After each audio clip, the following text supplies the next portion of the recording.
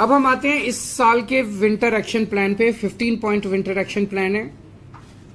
पहला पॉइंट है कि हमने 13 हॉटस्पॉट्स आइडेंटिफाई किए हैं जहां पोल्यूशन ज़्यादा होता है। हर हॉटस्पॉट के लिए एक स्पेशल एक्शन प्लान बनाया गया है और उसके लिए एक वॉर रूम बनाया गया है। 13 स्पेशल टीम्स बनाई गई हैं और वहां पे पोल्यूशन को डाउन रखने के लिए स्पेशल फोकस किया जाएगा। दिल्ली में पराली जलाने को कम करने के लिए पूसा द्वारा बनाया गया बायोडिकम्पोजर पिछले 3 सालों से हम इस्तेमाल कर रहे हैं। उसके नतीजे काफ़ी अच्छे आए हैं। पिछले साल हमने 4400 एकड़ में बायोडिकम्पोजर का इस्तेमाल किया था। इस साल 5000 एकड़ में बायोडिकम्पोजर का इस्तेमाल किया जाएगा। डस्ट पोल्यूशन को कम करने के लिए कई सारे स्टेप्स उठाए हैं। एक तो ये जो कंस्ट्रक्शन साइट्स हैं, उन कंस्ट्रक्शन साइट्स पे निगरानी रखने के लिए स्पेशल टीम्स बनाई गई हैं। 591 टीम है। 500 स्क्वायर मीटर से ज़्यादा निर्माण साइट्स वाले डस्ट कंट्रोल करने के लिए उनको वेब पोर्टल पे रजिस्टर करना पड़ेगा और 5000 स्क्वायर मीटर से ज़्यादा का अगर कोई कंस्ट्रक्शन साइट है तो उन्हें एंटी स्मॉग गन लगाना अनिवार्य होगा। सड़कों पे भी जो सफाई करते टाइम धूल उड़ती है उसके लिए 82 मैकेनिकल रोड स्वीपिंग मशीन्स लगाई गई हैं। 530 वाटर स्प्रिंकलिंग मशीन लगाई गई हैं और 258 एंटी स्मॉग गन सड़कों के ऊपर चलेंगी विंटर के दौरान। जो व्हीकल से पोल्यूशन होता है उसको कंट्रोल करने के लिए पीयूसी सर्टिफिकेट्स की जांच करने के लिए और 10 साल से पुराने डीजल व्हीकल और 15 साल से पुराने पेट्रोल व्हीकल्स को प्रतिबंध के कंप्लायंस के लिए 385 टीम्स गठित की गई हैं। जो कंजेस्टेड एरियाज है जहां ट्रैफिक ज़्यादा रहता है वहां पे व्हीकल खड़ा हो जाता है और व्हीकल खड़ा होकर वहां पे पोल्यूशन करता है, ऐसे 90 सड़कों की पहचान की गई है और वहां पे ऑल्टरनेट रूट्स प्रोवाइड करे जाएंगे। उसको प्रचारित किया जाएगा कि आप इसको अवॉइड कीजिए, इस सड़क को आप यहां से निकल सकते हैं। खुले में कूड़ा जलाने पे प्रतिबंध है और 611 टीमों का गठन किया गया है जो इसके ऊपर निगरानी रखेंगी। मैंने जैसे कहा कि 1727 इंडस्ट्रियल यूनिट्स हैं रजिस्टर्ड जो कि अब पीएनजी नॉन पोल्यूटिंग फ्यूल का इस्तेमाल कर रही हैं। इसकी निगरानी के लिए 66 टीमों का गठन किया गया है।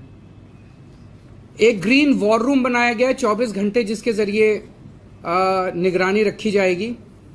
ग्रीन दिल्ली ऐप जो लॉन्च किया गया था उसका बड़ा सक्सेसफुल रिस्पांस रहा है। 3 साल पहले लॉन्च किया गया था। इसमें लगभग 70,000 शिकायतें आईं जिसमें से 90% 63,000 शिकायतों का निपटारा कर दिया गया है। हम दिल्ली के लोगों को अपील करेंगे कि एंड्रॉयड और iOS के ऊपर ये ग्रीन दिल्ली ऐप है उसे जरूर डाउनलोड करें और कहीं भी किसी भी तरह की अगर दिल्ली में प्रदूषण करती हुई एक्टिविटी दिखाई दे उसको इस ऐप पे भेजें, हम उस पर तुरंत कार्रवाई करेंगे। Real time source apportionment study IIT Delhi और DPCC के साथ की जा रही है और उसके लिए राउज एवेन्यू में सर्वोदय बाल विद्यालय में एक सुपर साइट बनाई गई है। उसके जो डेटा है उसके साथ उसको इस्तेमाल करके हम जगह जगह एक फोकस्ड तरीके से एक्शन बना कर पाएंगे।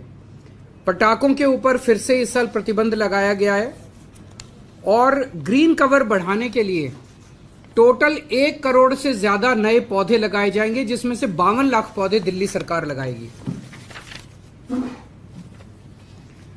इको वेस्ट के लिए ई वेस्ट के लिए 20 एकड़ जमीन पे होलंबी कला में एक ई वेस्ट पार्क बनाया जा रहा है और उसमें गति तेज लाने के लिए कंसल्टेंट की नियुक्ति कर दी गई है।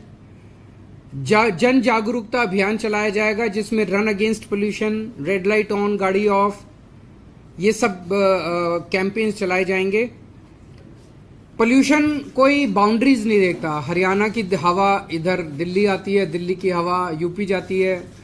तो आसपास के सभी स्टेट्स के साथ मिलके हमारी कोशिश है कि हम पोल्यूशन की पोल्यूशन को कम करें। इसमें सेंट्रल CAQM जो है उसके साथ भी मिलके centre for science and environment का डेटा बताता है कि दिल्ली में जो पोल्यूशन है वो 31% दिल्ली के इंटरनल सोर्सेज की वजह से है और 69% जो है वो बाहर के सोर्सेज की वजह से है। तो बाहर के आसपास के स्टेट से हमारी अपील है कि जितने दिल्ली में व्हीकल्स आते हैं वो CNG के ऊपर करें। दिल्ली में आसपास के जो एरियाज हैं, दिल्ली के एनसीआर के एरियाज हैं, वहाँ पे पोल्यूटिंग फ्यूल वाली इंडस्ट्रीज को पीएनजी में शिफ्ट किया जाए। ईंट भट्टे वाले जो हैं, ईंट भट्टे को जिगजैग टेक्निक होती है जिसमें पोल्यूशन नहीं होता, उस पर शिफ्ट किया जाए। 24 घंटे बिजली अगर होगी एनसीआर में तो डीजल जनरेटर की जरूरत नहीं पड़ेगी, वो भी किए जाएं। एनसीआर एरिया के अंदर भी पटाखों के ऊपर पूर्ण प्रतिबंध होना चाहिए। और जो ग्रैप है, आखिरी पॉइंट, ग्रैप को पूरी शिद्दत के साथ लागू किया जाएगा। अब ग्रैप में CAQM के जरिए और सेंट्रल गवर्नमेंट के अन्य एजेंसीज के जरिए 3 दिन बाद का वो पता चल जाता है, ये पूर्वानुमान फोरकास्ट होता है, तो उसके बेसिस पे ग्रैप को लागू किया जाता है जिससे कि पोल्यूशन को पहले से कंट्रोल किया जा सके।